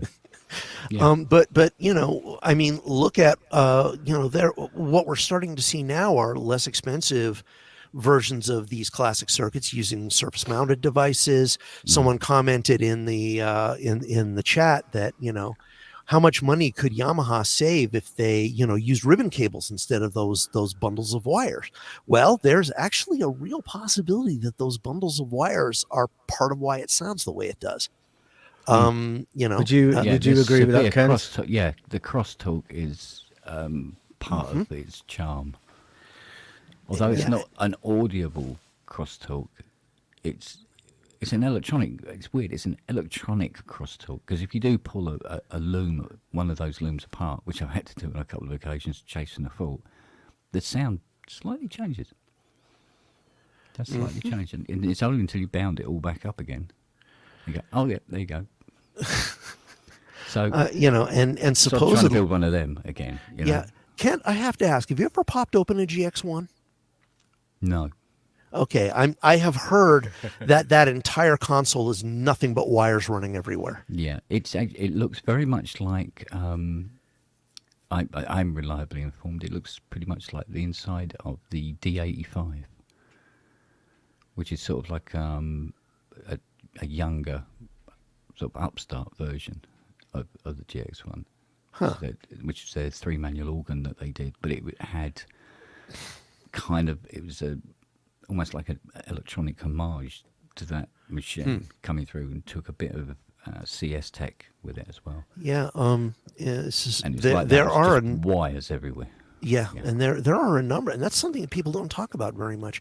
The CS80 and the GX1 have this, amazing reputation, but they were part of a product line, and there are a lot of Yamaha Electone organs before and maybe even a year or two after that use a lot of the same tech and can get close to those sounds and are way cheaper. Yeah, if you can, I think a few people discovered eventually that the D85 could sound like a CS80 because the prices went from if you collect it, you can have it, mate, to about 300. Then it was 600 quid. Then it was 800 quid, and then they started getting rare, and you couldn't find them anymore all of a sudden. But yeah, there's quite a few of those types of machines knocking around where they were using.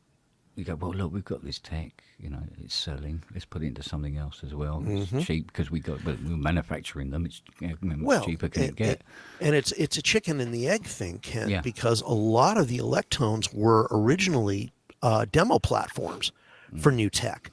I mean, we all talk about the DX1 and the DX7, but there was also, the FX1. There was the big home organ that promoted FM that was taken around to all of the Yamaha organ contests, and then the HX1, which was the first one with samples, blah blah blah. But yeah, so the GX1 and the earlier Electones were, and like the 202, were they were totally over the top. We're never going to make many of these, and we're never going to make any money, but we can show the world what we can do. Demos that eventually became things like the CS80. Yeah, we see, apart from, having individual voice cards instead of, step down tech, and having the PRA board, that is technically a home organ. Mm-hmm. It functions like a home organ inside. The keyboard works in the same way. So, like I say, you take away the aftertouch and the ring mod, and that's a home organ. Yep. But Vangelis didn't use a home organ to do Blade Runner, and therefore, but if he had, if he did use the Pathfinder Compact instead, the Pathfinder Compact would be 40 grand today. Yep. And that would be 200 quid. History is written by the victors. Yeah. Yep. Yeah, definitely. Yamaha have gone pretty quiet on synth production of late. It's probably for the same even more so than what you were saying earlier about Roland. They have a lot of irons in the fire, don't they, Yamaha, and probably don't rely on synthesizer sales that much. But I personally think it's a bit sad that, you consider the amount of research that went into something like FM synthesis, and they were really trying to push things forward, and now they seem quite content with the torch has been handed over, hasn't it? Because you got other synths now that take on the FM and algorithms and run with it themselves. And I would theorize, and this is purely a guess, that in the 1970s you needed a company the size of Yamaha to build something brand new, really brand new, do the R&D, the development, sourcing the parts, etc. But in 2020, you can have a little tiny company with connections to a good fabrication plant come out with something like the Hydrasynth, the Argon 8, and these other, the Iridium is probably, close to the edge there. But the Vector, the little desktop touchpad vector synthesizer, the Hapax, there are all these little companies who are now able to do these things because the technology has caught up to the point where they're able to do it. And Yamaha, yes, that's true. What other company can get out a full big band with strings, all the PA equipment, and give you a boat and motorbike to get to the gig? This is very true. Oh, and by the way, own the place where the gig is. Many people don't realize that Yamaha also has a real estate division, and they own a considerable chunk of Japan. Wow. Bizarre. I bet David Sylvian's pissed. Yeah. Oh, Mick Karn is rolling in his grave.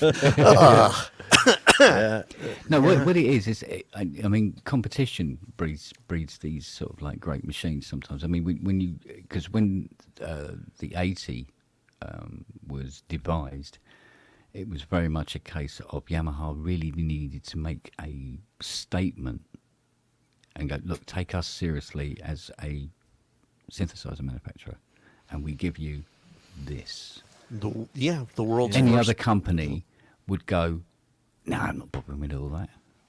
Let's just keep on doing what we're doing. Let's churn out the same stuff, you know. So when a company needs to make a statement, and that's when you get things like the Prophet 5, where you get the ARP 2600. You know, they're born out of that You've time to gotta- make a statement. Yep, you've got to get on the map. Yeah. Yeah. And Waldorf. I mean, look at the microwave, and the PPG wave before that. A lot of these iconic synths, including a lot of the ones in Synth Gems, were just companies trying to get themselves taken seriously. The Casio CZ101, and there are lots of other examples. You want to get out there, you want people to notice you, so you put in the effort to make something that'll open people's eyes. Yeah. Yeah, exactly. Yeah, I think AKAI did the reverse of that in some ways. I mean, they were making great analog synthesizers, and then it was when they got bought out, the production of all that kind of thing stopped, and even MPCs stopped for a short while. And they seem to be coming back now, AKAI, but I can't see them, apart from the Timberwolf, like, I can't see them making any analog AX73s or anything of that ilk anymore. I don't think that's going to come from them, is it? They know where their bread and butter is. Their bread and butter is the MPC and other MIDI controllers and devices like that for that area of creative production. And thank God they have just enough profit left over to keep the eWeek going. So, when I don't know. Knowledgeable guys, I have a question. Okay. Can you remember what the name of the company was before it became CME? Because I can't for the life of me remember. And I even had one of the keyboards. Yeah. Ooh. And it had polyphonic aftertouch. It had polyphonic aftertouch, and one of CME's first keyboards had motorized faders. Yeah. God, what was it before But it was CME? called something before it became CME. And we bought one of these things, and it was absolute dross. It Yeah, was, they did. They Somebody yeah. in the chat will know that. yeah, I'm trying to remember. Definitely. Yeah, we're waiting to see if somebody springs up. I It's weird, remember- I can't remember the name. I bought one, but I still can't There remember was the name. a big red controller keyboard. Yeah. I think that had motorized phase. Yeah, that was the VX something or another. Yeah. And that was solid steel. It was actually very well built, but it The one weighed. before, Oh yeah, but it wasn't CME, but I cannot for the life of me remember what the name of that company was. I had one of their controllers as well. well, the X key was and is brilliant. As long as you don't get a 37 and do anything at all to the MIDI output pigtail, other than stare at it suspiciously from across the room. Their attempt to keep it low profile, I don't know where they even found that connector, but totally fragile. It would just die. But the keyboard itself, the sort of the clacky, funny keys, but at least they were doing poly aftertouch. Yeah. Yeah. Because I made the mistake of buying a Nectar 88 when they first launched. And that is the first controller keyboard, which was supposed to be a weighted 88 note. Turned out it wasn't weighted. And if you grab each end of it, you could twist it like that. Yep. And the And Dieter, keys, all the keys were one molded piece of plastic. yep. Okay. Well- That's why it was 199 quid. Electromantics use Nectar P6s, Panorama P6s live, and they've been very reliable. Although Well, I'm sure they're better than that. Because that first launched Nectar Yeah. 88 was like, oh my god. they do have a weird discoloration issue, though. Two of them have gone yellow for some reason. So they're like these. And people are Dieter and Jason in chat pointed out that the original company was called Central Music. It was in Beijing, 1993. It was rebranded to CME. The founders, Mr. Zhao, and he's way too busy to talk to me these days. But when CME was trying to get established in the States, he and I got to be pretty good friends, and we stayed that way until they finally hit their stride with the XKEY, and then they got big. And he's still a great guy, and he's hope everybody's got a beer handy. He's now doing Witty. I was going to say that's what CME have totally focused on Widdy now, and Kent has recently got his up and running, haven't you? What Yeah, was it the took a story week. there? It took a week. Why? It What's took a going week. There's a lot of user manuals. There's a lot of videos to tell you how to set it all up, but not for Windows, and definitely not for Windows 11. And oh my god, the circles I have run to get. I've made a rod for my back because I'm running two Widdy USB hosts and 8 masters.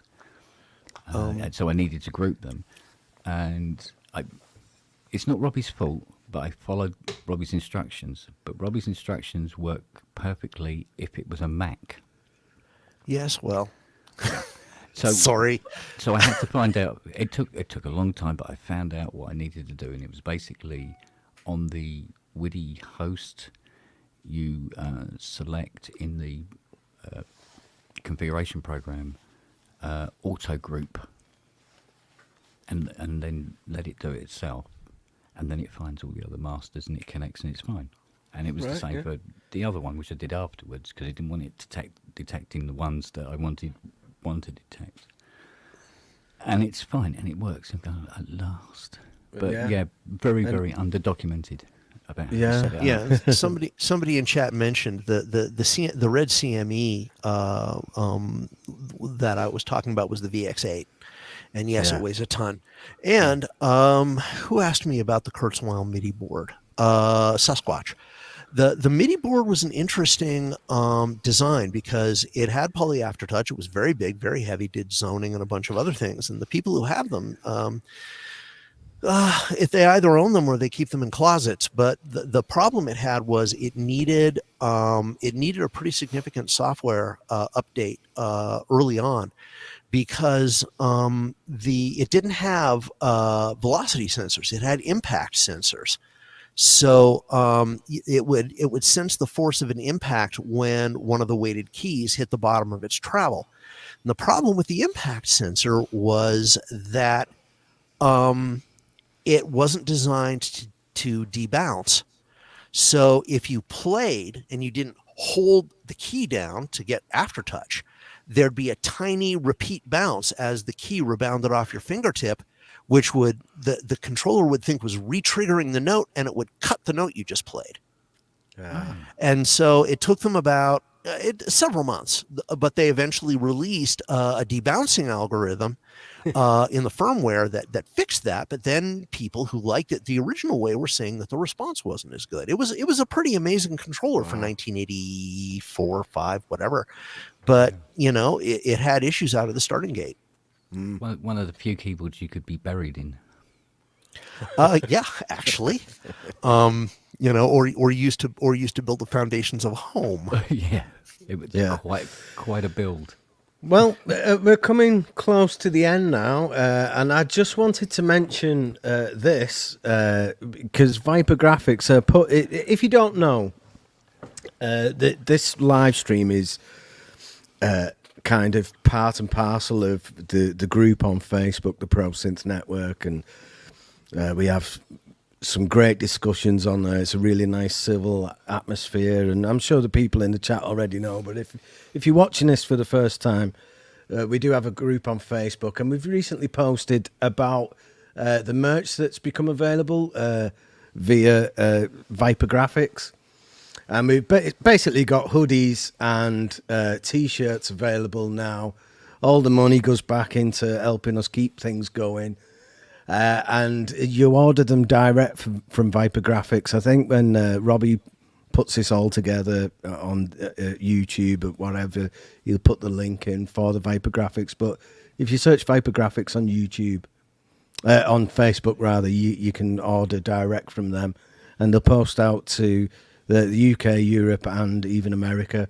It gets a bit pricey, but on the postage. So if you can find some other system, you can buy in bulk and only pay postage on one item. But they're great quality, and they're available now. And as I say, all the money goes back into the show, keeping things running. Yeah, and the cheapest way to get one. The cheapest way to get one is to have a friend in the UK, have them buy it, and put it in a suitcase and bring it to you. Yeah, which is what I'm going to be doing in a couple of weeks. We got a couple of really good artists from the UK flying over from Mountain Skies, and it's just like, hey, could you put this along with some twiglets? I need twiglets. Well, Richard Hilton's over here at the minute, so maybe he can have a load of them and take them back with him. So that is it really from us tonight. It's been very nerve-wracking for me. I've tried my best. I don't like it. You did great. Come on. I don't think I want to do it again, but Robbie does a great job when he's here. If this is the first show that you've ever watched of ours, it's usually presented much more eloquently than I can do. The guests have been fantastic. Dr. Mike, what are you up to this coming week? Well, I'm just going to put in a quick plug for Mountain Skies, which is going to be in Asheville, North Carolina, on the 6th, 7th, and 8th of May. The festival will be live streamed. It's being professionally live streamed, and there's a small cost of admission to get to the stream. I forget what it is, like $10 or something. Right. We're going to have 30 acts, including stuff from all kinds of different music over the first 2 days. The third day, the 8th, is going to be audio only on radiospiral.net. That's going to be free, and we don't know what we're going to do with it, but something weird. It's each day, the 6th and the 7th, begins at noon Eastern time, which is 5 p.m. British Summer Time, 6 p.m. In Western Europe, and 9 a.m. Pacific. You can do the math. If you want to learn more about it, the website is still kind of sparse because we're scrambling to get information together. But Wagyu, thank you very much for the donation. You can go to mountainskies.live. And it will give you information about the festival, where it is, what it's going to be like. We'll get a schedule of acts up very soon. We've got a Discord server where people can get in, talk to the artists, and so forth. So that's my main thing. I'm going to be preparing for Mountain Skies and getting ready to head out to Asheville and, do some music and alienate a bunch of my fans. It should be good. Well, that sounds great. What about you, Kent? What have you got coming up? Any interest in rehearsing? No, I'm going to sleep. How's the shed coming along? Oh, yeah. We've ordered the furniture. We've got to wait for it to arrive, and that's about it. So, yeah. Flooring, all the rest of it, all ready to rock and roll now. Have you got a podcast coming up this week? Well, I had one last night, but then I had one on Wednesday, and there was one on Tuesday as well. Well, they were going to be tests, and then people just turned up in the chat, and it's became a stream. An actual thing. Yeah. So it's so I've done a lot of shows this week. Yeah. I've done about something like about 30 hours this week. Wow. Well, I've been recording vocals with the band, and we couldn't find the mic that we usually use, so I used this, and When I'm doing the show, I use the USB out, but I use the XLR out and put it through the cloud filter, from the cloud lifter. Yeah. Cloud lifter, that's it. Wonderful sound. It sounds better than the large diaphragm condenser with through the cloud lifter. It's brilliant. Highly recommended. Yep. You use one, don't you, Kent? On that, don't you, Kent? You have one on that? Yeah, I've got mic? one on this FM7. Yeah, brilliant. And I have I've hosted shows, live events, and so forth on a Shure SM57 instrument mic, $100, beat to hell. That's got a Shure bespoke windscreen over it, but then it runs through a cloud lifter, and all of a sudden it's awesome. Yeah, they're great. I'm really surprised. Yeah. Right. So. Thanks to the guys for joining tonight and helping me out. Ben, you did great. Okay, just shut up with all the I don't know what I'm doing. Blah blah. Vicky, smack him if you're within range. Just smack the guy. He did amazingly. Oh, thank you. And the guys, the moderators in the chat, Sasquatch and Andy Brooks. Thanks as always for that. All our moderators, thank you. Yeah, they're brilliant. They do a great job every week, and we never hear of any trouble. I don't know if it happens, but we never hear about it because they do such a good job. Well, it's normally on. Can't wait to get Robbie back next week. I hope the concert was worth it, and I'll be very glad. What's Ben, that? what do we have coming up? Oh, I have no idea. Let me have a look. Hang on. We got Tara Bush next week. Is that right? Yeah. I'm sure Vicky's got the overlays. She should be able to put them on, maybe. I don't know. Tara Bush next week. There we go. Yeah, looking forward to that one. She's really Rammstein, isn't she? Yeah. It's a great image of that, actually. And then the week after, who've we got? I don't have the usual note with the guests on it, so I can't see. I have to watch next week so they can find out. Yeah. But it's Tara Bush next week, and also don't forget about the other shows. When are they on, Kent? You'll have to give me an hand. Oh God, okay, right. Tomorrow is Rand's. We need to get this overlay off. I can't find it. Rand's is tomorrow, and then on Sunday we have the Lula May show. Yeah. With those two old people she hangs out with. Yeah, that's the Mr. Wiggly live stream on Sunday. Ranz's show on Saturday. When does the Geosynth show go out? With Jamie? Oh, that's an hour before Mr. Wiggly's. Oh, is it? Oh, well, yeah, so his is at 6 till 7, and then Dom's is from 7 till. Right. Whenever. Well, make sure that you support them as well. And I think that's it from us, isn't it? I think let's call it good. Yeah. Thanks for joining us, everyone. Your head didn't explode. Oh God, I know. Yeah, but look at me. I'm itching to press this. Go.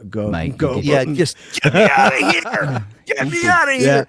I kind of weirdly, you know Absolutely what? Fine. I thought I was going to be more calm than what I actually was. Just before we went live, I went like, yeah, I think I've got this. And then once I pressed that live button, my mouth dried up. Yeah. I couldn't think. My brain stopped working. But we're there now. Yeah. Right, everyone. It's been an absolute pleasure. 2 or 3 more times, and you'll breeze it. Yeah, it's easy. Oh, somebody wants to know if you've got a gig this weekend, Ben. We're on at the Hive, which is in where is it, Vic?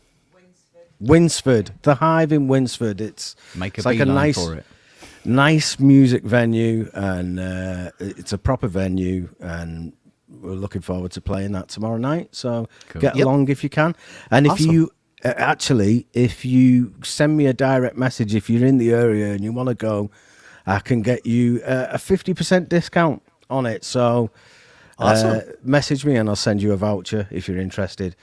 Right, everyone, thanks very much. Stay safe and well. Yeah. Happy synthesizing, and we'll see you soon. Thanks. All right. Bye. Take care, everyone. Bye.